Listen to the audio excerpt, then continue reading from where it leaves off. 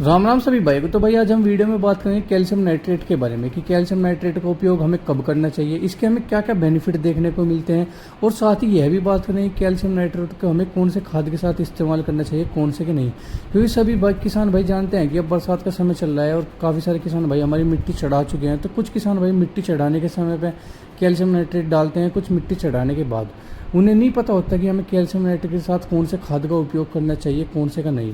क्योंकि जो calcium nitrate होता है वो एक ऐसा खाद होता है जो कि हर खाद के साथ मिलकर हमें अच्छी रिजल्ट नहीं देता है। उसके कुछ ही खाद है जिनके साथ वो मिलकर अपना 100% रिजल्ट दिखाता है। तो इस वीडियो में हम यही बात करेंगे कि हमें कैल्शियम नाइट्रेट का उपयोग कैसे करना चाहिए, कब करना चाहिए और कौन कौन से खाद के साथ करना चाहिए।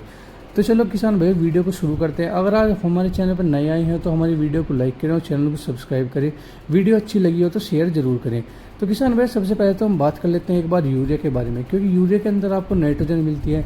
नाइट्रोजन एक मुख्य तत्व होता है हमारी किसी भी फसल के लिए। नाइट्रोजन की वजह से हमारी फसल की ग्रोथ अच्छी होती है, साथ ही साथ वो हरी भरी रहती है। क्योंकि जो नाइट्रोजन होती है हमारी पत्तियों के अंदर क्लोरोफिल की मात्रा को बढ़ा देता है, जिसके कारण एक प्रोसेस होता है फोटोसिंथेसिस को, वो अच्छे से वर्क करता है।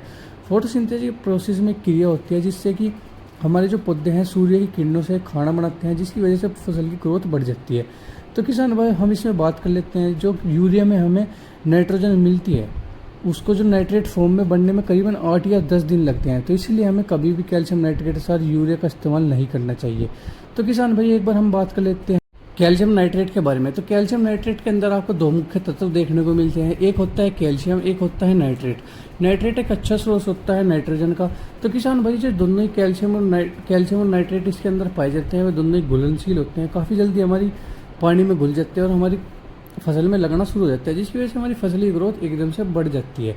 तो जो यूरिया के अंदर जो नाइट्रोजन पाया जाता है उसे करीबन 8 या 10 दिन लगते हैं नाइट्रेट की फॉर्म में टूटने में। तो इसी वजह से हमें अपने कैल्शियम नाइट्रेट के साथ कभी भी यूरिया का इस्तेमाल नहीं करना चाहिए। तो किसान भाई अब हम बात करते हैं अपने दूसरे खाद के बारे में, जो कि आता है डीएपी, जिसको हमारे काफ़ी सारे किसान भाई डालते हैं, मिट्टी चढ़ाने के समय भी डालते हैं और हमेशा कैल्शियम नाइट्रेट के साथ उसका उपयोग भी करते हैं।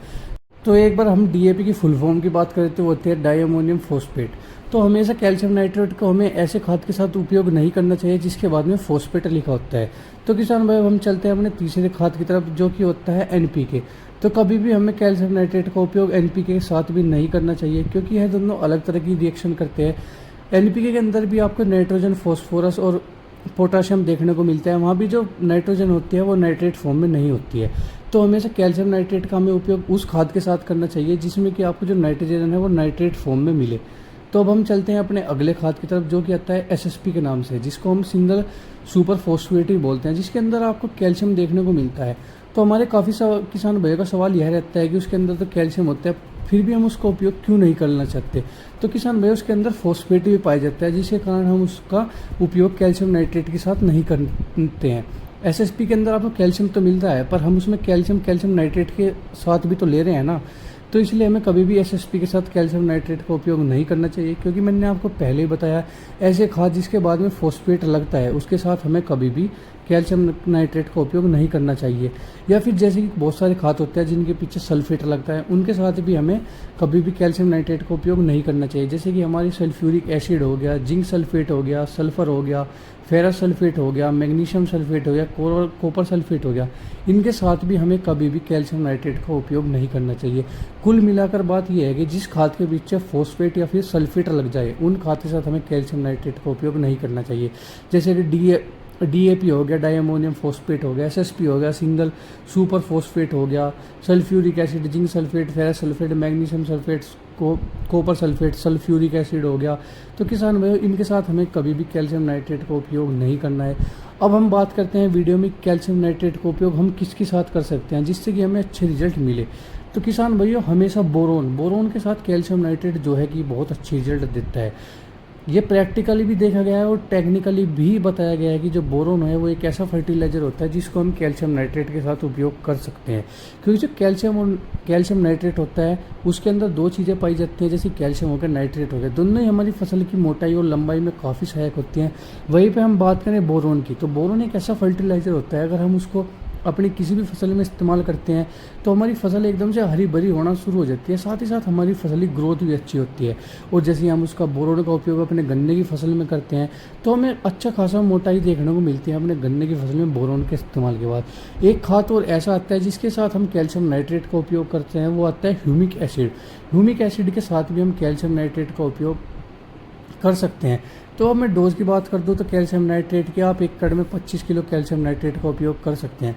हमारे काफ़ी सारे किसान भाइयों का यहाँ पे सवाल होगा कि 25 किलो एक पर्याप्त मात्रा नहीं होती है, कि इतना थोड़ा थोड़ा सा खाद हम अपने खेत में कैसे डाल लेंगे। तो आपको कैल्शियम नाइट्रेट का जो उपयोग है अपने फसल में जड़ों में करवाना है, छिड़काव जड़ों में करवाना है फसल की, तो आप थोड़ा थोड़ा करके डाल सकते हैं। फिर आपको ज़्यादा ही क्वांटिटी कम लग रही है तो आप उसके अंदर बालू रेत का उपयोग कर सकते हैं, क्योंकि आपको कभी भी यूरिया, डीएपी और एसएसपी और या एनपीके, फिर जिन खाद के बाद में फॉस्फेट या सल्फेट लगता है उनके साथ कभी भी कैल्शियम नाइट्रेट का उपयोग नहीं करना है। तो इसलिए किसान भैया आप कैल्शियम नाइट्रेट का उपयोग हमेशा बोरोन के साथ करें, क्योंकि बोरोन एक ऐसा तत्व होता है जिसके कारण आपकी फसल की लंबाई बढ़ती है, साथ साथ मोटाई बढ़ती है और आपकी फसल हरी होती चली जाती है।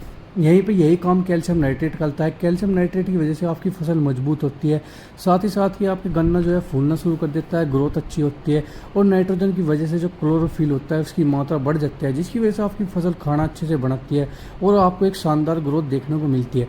दोनों ही जो खाद होते हैं कैल्शियम नाइट्रेट के अंदर, कैल्शियम और नाइट्रेट दोनों ही आसानी से पानी के अंदर घुलनशील होते हैं। जब ही रिएक्शन करना शुरू कर देते हैं आपको देखना शुरू करोगे, आप 5 से 6 दिन के अंदर आपको रिजल्ट दिखना शुरू हो जाएगा। बोरोन का रिजल्ट भी आपको 5 से 6 दिन के अंदर दिखना शुरू हो जाता है। ह्यूमिक एसिड के साथ भी आप कैल्शियम नाइट्रेट का उपयोग कर सकते हैं। अगर आप कैल्शियम नाइट्रेट के एक और अच्छे रिजल्ट लेना चाहते हो तो आप कैल्शियम नाइट्रेट को अकेला भी इस्तेमाल कर सकते हैं। अगर आपको उसकी मात्रा कम लग रही हो तो आप उसमें बालू रेत मिला सकते हैं। किसान भाई, अगर आपको हमारी यह वीडियो अच्छी लगी हो तो वीडियो को लाइक करें, चैनल को सब्सक्राइब करें। धन्यवाद। अगली वीडियो में ऐसे किसी और पोषण तत्व की या फिर किसी और खाद के बारे में बात करेंगे जो कि हमारी फसल के लिए काफ़ी आवश्यक होता है।